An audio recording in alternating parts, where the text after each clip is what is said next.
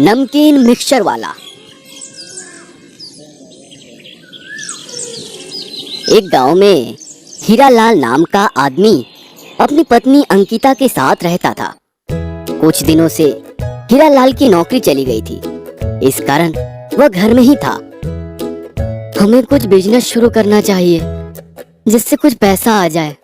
हाँ जी, आप सही बोल रहे हो। क्यों ना हम खुद का बिजनेस शुरू करें? तुम सही बोल रही हो। क्यों ना फलों का बिजनेस शुरू करें? फलों का बहुत दुकान है ना, और इससे बहुत समय लगेंगे पैसे कमाने में। तो फिर क्या करना चाहिए?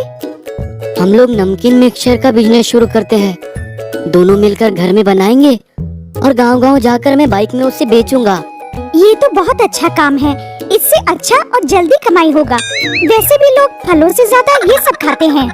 फिर दोनों मिलकर शुद्ध तेल और शुद्ध आटा मैदा मिलाकर नमकीन मिक्सचर बनाते और फिर हीरालाल उसे गांव में घूम घूम कर बेचता।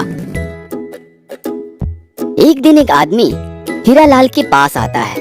भैया जरा 5 किलो मिक्सचर देना तो। पर आप इतना धीरे क्यों बोल रहे हो? मेरी पत्नी मिक्सचर खाने से मना करती है ना, इसलिए। पर क्यों? मिक्सचर खाने में क्या बुराई है? तभी ग्राहक की पत्नी आ जाती है। तुम फिर मिक्सचर ले रहे हो? दीदी, मिक्सचर खाने में क्या बुराई है? भैया, इसे मिक्सचर इतना पसंद है कि दिन भर खाता है। सुबह शाम रात 24 घंटे खाना ही नहीं खाता। इस कारण ये घर में इतना गैस छोड़ता है कि बदबू से हमें सांस लेना तक मुश्किल हो जाता है। फिर वह औरत अपने पति को मारते मारते घर ले जाती है। गजब के लोग हैं यार दुनिया में। फिर हीरालाल आगे बढ़ जाता है और कुछ दिनों में हीरालाल और अंकिता दोनों की अच्छी कमाई होने लगती है और धीरे धीरे उनका बिजनेस बड़ा हो जाता है। लेकिन साथ ही साथ घमंड भी बढ़ जाता है और ग्राहकों के प्रति उसका व्यवहार कुछ बदल सा जाता है। हीरालाल छुट्टे के बदले लोगों को टॉफी देने लगा। एक गांव में राजू नाम का लड़का रहता था जो रोज हीरालाल से नमकीन मिक्सचर खरीदता और हीरालाल उसे छुट्टे के बदले टॉफी देता। राजू के पास धीरे धीरे बहुत सारा टॉफी हो गया था। एक दिन हीरालाल गांव में नमकीन मिक्सचर बेचने आता है। तभी राजू भागते भागते हीरालाल के पास आता है। हीरा चाचा, ये लो टॉफी और मुझे नमकीन मिक्सचर दे दो।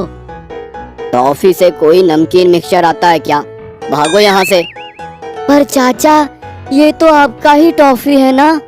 बोल दिया ना, नहीं मिलेगा मतलब नहीं मिलेगा। भाग यहाँ से। हीरालाल की बातों को नजदीक में खड़ा एक बुजुर्ग आदमी सुनता रहता है। दूसरे दिन हीरालाल नमकीन मिक्सचर बेचने के लिए गांव में आता है। तभी वह बूढ़ा आदमी सोचता है, नमकीन वाले को मजा चखाता हूँ। अरे नमकीन वाले भाई, 40 का मिक्सचर दे दो तो। और 50 का नोट देता है। फिर हीरालाल बोलता है, छुट्टे नहीं है काका, 10 का टॉफी रख लो। नहीं, मुझे तो अपना छुट्टे ही चाहिए। पर काका, छुट्टे तो नहीं है ना।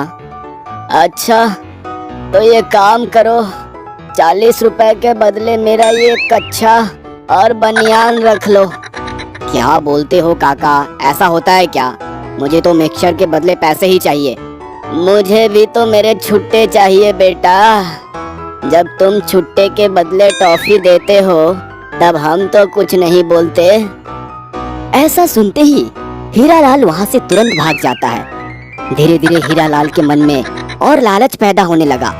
हीरालाल और उसकी पत्नी सोचते हैं, हम लोग इतना महंगा महंगा तेल और बेसन उपयोग करते हैं, इस कारण कमाई थोड़ी कम हो रही है। क्यों ना मार्केट से सस्ता तेल और बेसन लेके आए, जिससे हमारी कमाई और बढ़ जाए। हीरालाल सस्ता और घटिया तेल और बेसन लेकर आता है और उसी से नमकीन बनाकर गांव-गांव जाकर बेचने लगता है। दोनों की कमाई बहुत बढ़ जाती है। गांव के लोग सोचते हैं कि हीरालाल के नमकीन में अब पहले जैसा स्वाद नहीं रहा। कुछ दिनों में घटिया तेल और बेसन के मिक्सचर खाकर लोगों का पेट खराब होने लगा और कुछ को फूड पॉइजन भी हो गई। सभी लोग सोचते हैं, इतने लोग बीमार क्यों पड़ रहे हैं? फिर गांव का मुखिया ओम दाऊ सभी गांव वालों को बुलाता है। इतने लोग बीमार क्यों पड़ रहे हैं? ताऊ जी, मुझे लगता है ये सब हीरा के मिक्सचर के कारण हो रहा है। ज्यादातर लोग वही बीमार हो रहे हैं जो मिक्सचर खाते थे। अच्छा, तो ये बात है। क्यों ना उसके मिक्सचर की जांच कराई जाए कि मिक्सचर अच्छा है कि नहीं। जांच में पता चलता है कि मिक्सचर में तेल और बेसन मिलावटी है। दूसरे दिन हीरालाल गांव में मिक्सचर बेचने आता है।